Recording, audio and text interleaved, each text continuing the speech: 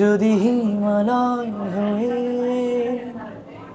दुख आशे ये हृदय जो तेरे ना हुए तो किसी के ना रहेंगे যে আমি যেখানে যাব ওখানে আমি সম্মান চাই, টাকা চাই না।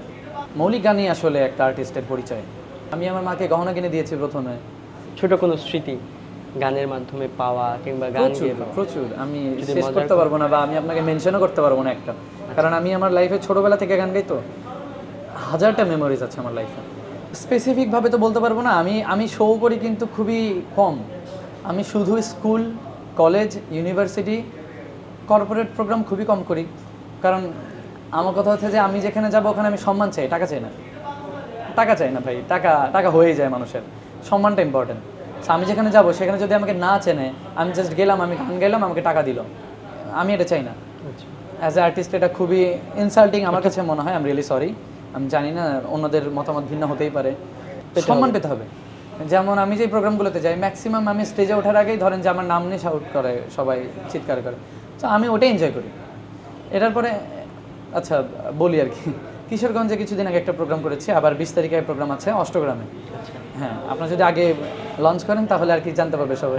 Charity programme. সো একদম বলতে পারেন অলমোস্ট ফ্রি, জাস্ট গাড়ি ভাড়ার কস্টিং আর খাওয়া দাওয়ার একটা কস্টিং নিয়ে প্রোগ্রাম করে আসছি। আচ্ছা, এমন না যে আমাকে টাকা দিতে হবে, অনেক বেশি টাকা দিতে হবে, এরকম কিছু না। আমার কন্ডিশন থাকে না। আমার যদি মনে হয় যে এটা আমার জন্য সুইটেবল অ্যান্ড আমি এখানে প্রোগ্রাম করতে পারি, এটা ভালো হবে, দেন আমি সেই প্রোগ্রামগুলো করি। আর আপনি যেখানে আমার সম্মানটা আমি পাবো না, আমার মনে হয় না, আমি ওখানে আপনি লাখ টাকা দিলেও যাবো না। গানটা আসলে কি অন্তুর কাছে? গান বলতে আমি আমাকেই বুঝি, কারণ আমার একবার এমন একটা প্রবলেম হয়েছিল যে আমি 15-20 দিনের মতো গাইতে পারিনি।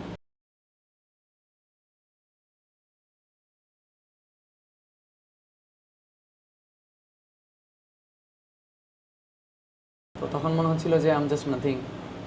কারণ সত্যি বলতে কি, আপনি যতই বলেন যে চেহারা সুন্দর বা কি, কিছুই না, এগুলো কিছুই না। আমার যদি গলা মানে মানে ভালো না হতো, মানে আমি যদি গান না গাইতে পারতাম, অর্ডিনারি মানুষদের মতোই ধরেন আমার নর্মাল একটা লাইফ থাকতো, আপনি এসে আমার ইন্টারভিউ নিতেন না এরকম। আচ্ছা, গানে তো সুর থাকে, কথা থাকে, কোন জিনিসটাকে বেশি উপভোগ করা হয়? আমার মনে হয় কথাটা খুবই ইম্পর্ট্যান্ট, এবং কথার পাশাপাশি সুরটা ইম্পর্ট্যান্ট, অনেক বেশি ইম্পর্ট্যান্ট। সুর দেখা যায় যে কথা কিছু একটা হয়ে গেলেও সুর যদি সুন্দর হয় সেটা মাথায় ঘুরতে থাকে আমাদের। হ্যাঁ, আর একটা ব্যাপার থাকে যে কথাটা আপনার সুর যেমনই হোক, কথা যদি খুবই মার্জিত হয় এবং দর্শকের কাছে পছন্দের হয়, সেই ক্ষেত্রে বলা যায় যে দুটাই আর কি একে অপরের পরিপূরক। গানটা আসলে কবে থেকে নেওয়া শুরু হলো এবং মানে কোন সময়টা থেকে এবং কেন নেওয়া হয়েছিল তখন? আমি গান গাইতে পারবো বা ইন ফিউচারে গান নিয়ে কিছু করবো, এটা আমি কখনো, তখন তো বয়স হয়নি ভাবার। আর আমার যিনি প্রিন্সিপাল ছিল স্কুলের, তোফাজ্জল আহমেদ স্যার, উনি বেসিক্যালি আমাকে আর কি পিক করে, এবং ওখান থেকে আমার বাবা মাকে জানায় যে হ্যাঁ, this boy has something special. তারপরে বাবা মা আর কি সাপোর্ট করেছে। তো ওই জায়গা থেকে ছোটোবেলা থেকেই শেখা। আমি এখনও শিখছি। আমি ঢাকা বিশ্ববিদ্যালয়ে পড়ছি মিউজিক নিয়ে, সো শিখছি এখনও। যেহেতু ওপার বাংলার কথা বলছেন, হিন্দি গান গাওয়ার যে ব্যাপারটা, ওই ছোটোবেলা থেকে টিভি চ্যানেলগুলো দেখে দেখে, হিন্দি চ্যানেলগুলো দেখে দেখে বড় হওয়া, তো ম্যাক্সিমাম চ্যানেল তাই ছিল। তো ওই জায়গা থেকে যদি বলি, শেখা হয়েছে প্রচুর। মানে হিন্দি গান এমন না তো, প্রাথমিক তো কোনো শিক্ষা নেই হিন্দি গানের, প্রাতিষ্ঠানিক শিক্ষা নেই, শুনে শুনে যতটুকু শিখেছি ওইটা দিয়ে আর কি। বাংলাদেশে আসলে কারা ছিল অন্তুর আইডল কিংবা ছিল কিনা আদৌ? বাংলাদেশে যদি আমি আইডল, আগে তো ওইরকম করে খুব একটা বুঝতাম না যে কাকে ফলো করব বা কাকে অনুসরণ করব।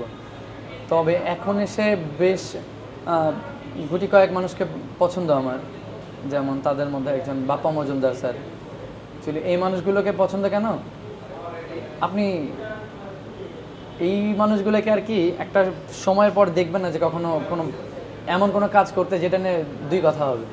সব সময় মার্জিত থেকেছে, একদম সুন্দর একটা ক্লিন ইমেজ রেখেছে। তো আমার ব্যক্তিত্ব পছন্দ ওনাদের। আর যদি বলি সঙ্গীতের জায়গা থেকে? সঙ্গীতের জায়গা থেকে যদি বলি, আমার টিচারদের আমার খুব বেশি ভালো লাগে, কারণ শিক্ষিত তো একদম, মানে গান প্রপারভাবে শিখে এখন ঢাকা বিশ্ববিদ্যালয়ে শেখাচ্ছে। তো সেই ক্ষেত্রে যদি আমি বলি তাহলে আমি আমার স্যারদের নামই বলবো, সঙ্গীত জগতের তারা যারা নক্ষত্র যারা বাংলাদেশের, তাদের মধ্য থেকে কেউ বাপ্পা আছে মজুমদার কিনা? স্যার, সঞ্জীব দা। আর রোমান্টিসিজমের যদি কথা বলি তাহলে সেক্ষেত্রে আমার তাহসান ভাইকে পছন্দ, ইমরান ভাইও ভালো গায়। আর এই তো। এই ধরনের যারা রয়েছে তাদের কাছ থেকে অন্তু আসলে কোনো মোটিভেশন পেয়েছে কিনা এখন পর্যন্ত, বা তাদের কাছ থেকে কোনো শুভেচ্ছা বার্তা পেয়েছে কিনা, আর সেগুলো কেমন ছিল, কার থেকে পেয়েছে?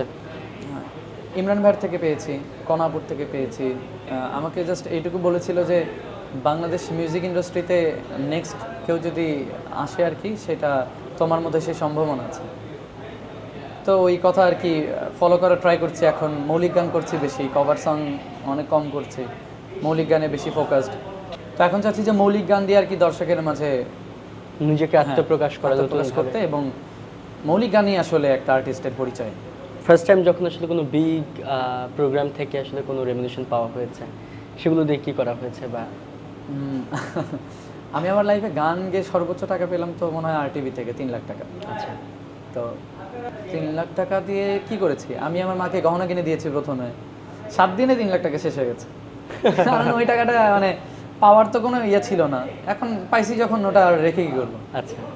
দেন সবাইকে ডিস্ট্রিবিউট করেছি, ফ্যামিলি সবাইকে এটা ওটা কিনে দিয়েছি। তারপরে TSCর বাচ্চাদের শীতের বস্ত্র কিনে দিয়েছি, ওই সময় শীতের সময় ছিল।